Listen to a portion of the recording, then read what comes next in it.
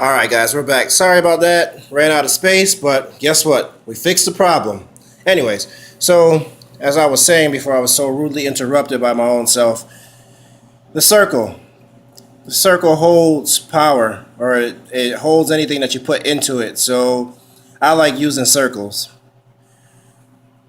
And that's why I like using circles. There's not really too much to say about that, but um, so yeah, once I'm all set, once I'm in my state, I'll take up the individual rune and I will carve the rune there. And you can, in general, when you're carving, you want to imagine energy flowing through the runic energy that you've generated, I should say, flowing through your body, down your arm, out your fingers, into the instrument, and then out into the stave. But I find that that's a lot to think about. So what I usually do is I'll actually charge. I'll charge the instrument. I'll give it a quick charge with all the runic energies. I'll send all the runic energies into the implement. So that way, that saves me some mental energy. So that way I don't have to focus on sending energy from inside me, down my hand, into the instrument. Because when you stop and think about it, that this instrument is not useful. It's not really useful in terms of charge, or in terms of carving your runes there until it's fully charged. So if you have to spend energy if you have to take energy, send it down your arm, yada yada yada, it's still going to be in the process of being charged. Whereas if you just charge it by itself, now you don't have to worry about it because it's charged, and now it can discharge the energies you've put into it, into your rune staves here. So carving, and then as I carve each rune, I'll think about the specific poem that goes with each rune. So with Fa here, let's say we're charging Fa, then Fa is one for help it does, and then so on with all the runes there. And again, a lot of these things are based on whether or not I have time to do like a complete, full, deep ritual. If not, I'll just do what I can. But the most important thing again is to banish. So anyway, I'll do that for all the runes there, and then once they're all set, now I'll take my formulas here. So I have a power formula and banishing. The rune sorcery course calls for power oil and protection oil. So I can't find my fiery wall of protection oil right now. So this is we're just pretending, guys. Just pretend. Just believe.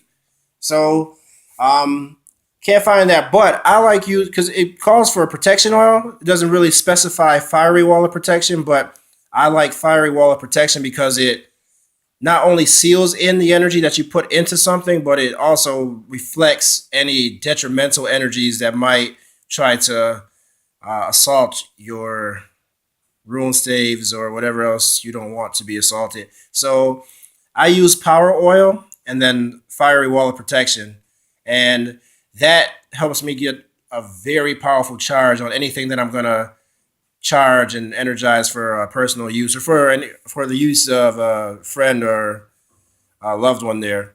So let's say I've charged my rune stave there. So let's say this, just pretend firewall of protection. I FWAP on one side, and then power oil on the other one. And the rune sorcery course gives you complete instructions on how to specifically energize every single one of your rune saves there. All right. So I'm not going to go into detail. If you want more details, do yourself a huge favor and get your copy of the rune sorcery course. This thing is awesome, man.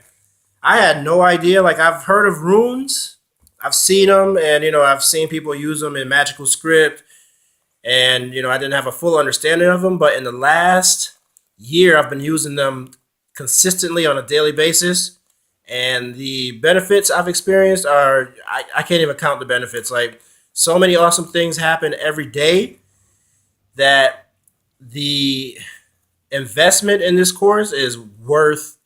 It's literally, for us occultists, it's a lifetime investment. So you can't even put a price on the power and the knowledge you get from using the course properly and safely.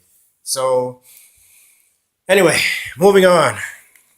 When I'm done, I'll take my staves and I'll say a blessing over them as a group, right? So now, because they're all together, they're technically one energy field, so I'll say a blessing over them as a group.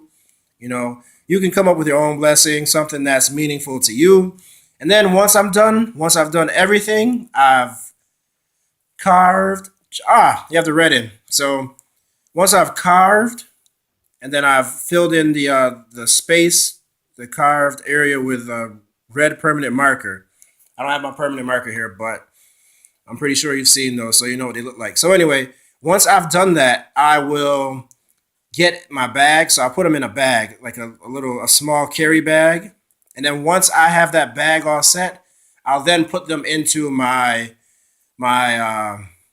ultimate bag system sorcery box there. So now the reasoning behind that is, I'll put it into the sorcery box because, again, remember that box emits powerful, like extremely powerful positive energy. So if you think about it, when I put my staves into my sorcery box and they're in there, they're sitting in there, they're being saturated with positive energy. When I pull them out and when I use them, the results that I want to get, they're amplified 1,000 times. So that if you don't have that box, if you don't have your sorcerer's box, you need to invest and get that box. That box, I'll do a video on that box soon, but you need to get that box.